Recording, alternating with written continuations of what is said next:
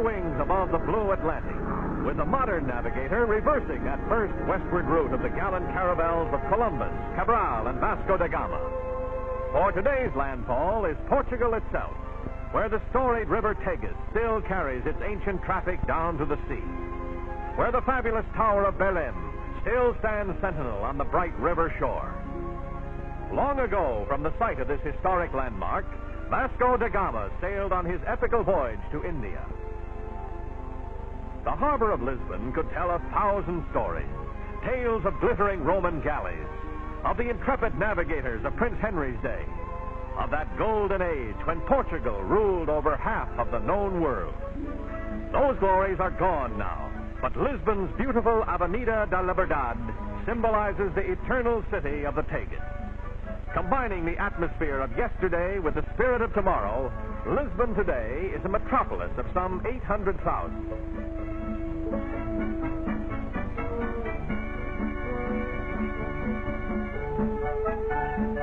In the National Assembly are promulgated the principles that have made Portugal, with its 8 million people, an orderly and exceptionally clean nation, having raised health and living standards to an important degree. Lisbon is a city of landmarks. The famous Rocio, known as Rolling Motion Square because of its undulating mosaic pattern that creates in one the feeling of rolling over the ocean waves.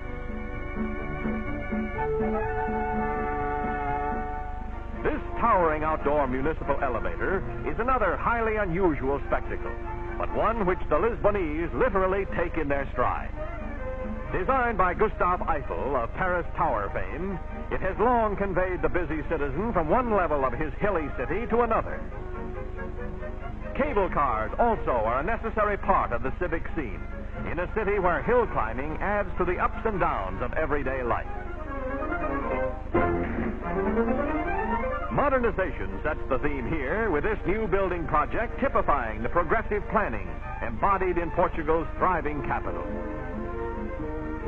Here, it's modern housing for the working man, homes which can be purchased on a time payment plan. Further proof that today's Portugal is in step with the future. But time and tradition also survive, and the age-old ways of the Portuguese fishermen have changed but little. Down through the centuries, Lisbon Harbor has been one of his chief ports of call, the riches of the teeming sea his eternal quest, with sardines the principal catch. Fishing remains a major Portuguese industry, supplying much of the daily diet.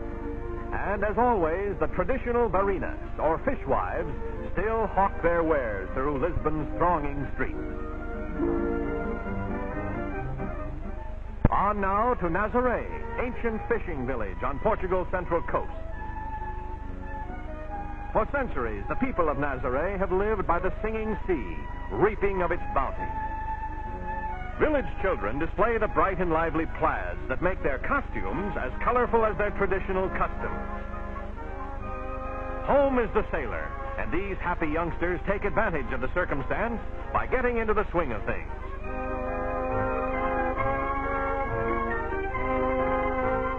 The village fish market presents a picture of activity as barinas and housewives bargain for the catch.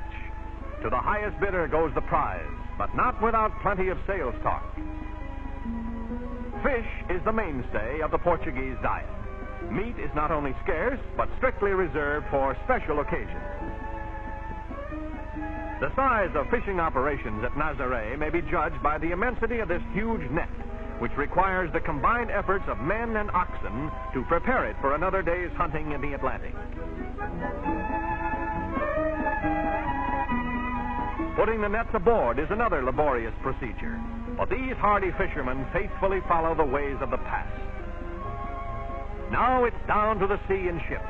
This ancient Phoenician craft, with its grotesquely peaked prows, is particularly suited to Nazaré's harborless coast, where since time immemorial her fearless fishermen have braved the long rolling tide. What's wrong with this picture? Nothing. Not when that strongman act is done with Portuguese cork. In the central and southern provinces, the country's great cork forests cover some 1.5 million acres. The law decrees that cork oaks may be stripped only once in 9 years. Yet annually, these same forests provide more than 150,000 tons, the vast majority of which is exported to the markets of the world. Weighing but 1/4 as much as water, cork bark, with its compressibility and its insulating qualities, has long been used in the manufacture of innumerable products. And Portugal is the leader in the growth and processing of this valuable commodity. When it comes to windmills, Portugal has them by the hundreds. Don Quixote himself might well have tried his trusty lance on this creaking grain grinder. These clay pots whistle as the blades turn. If they cease whistling, the farmer knows his mill has stopped. It's still another part of Portugal, the paradox, ancient land of constant contrast. From the plains of the south to the Douro River country's northern mountains is a trip of only a few hours on Portugal's very efficient railway transportation system. Porto, city of the north, once the Portus Cale of the Romans, gave its name to Portugal and port wine. Second city of the nation, Porto truly portrays the contrasts of the centuries, combining a strictly modern outlook with the fascinating color of a decidedly historic atmosphere. But Porto's chief claim to distinction is wine, the famous port, which has made it the wine capital of the country. In the rich mountain terrain of the Douro River Valley rise the terraced vineyards which for centuries have fostered the wine of Portugal. Port is the name of a wine made solely from the grapes grown in the Douro Valley. Today, oddly enough, these healthy grapes owe their existence to American rootstock, imported in 1862 to replace the Portuguese vineyards, which were destroyed by a ravaging parasite. Long ago, men of the wine country learned that music helps relieve the monotony of the back-breaking task of carrying the 130-pound baskets up the steep slopes. Following the bountiful harvest, the workers of the vineyards, on other seasons picking over, stage their traditional grape festival. Country music and country dancing out of long-remembered folklore. A quaint and picturesque bit of pantomime from the days of long ago.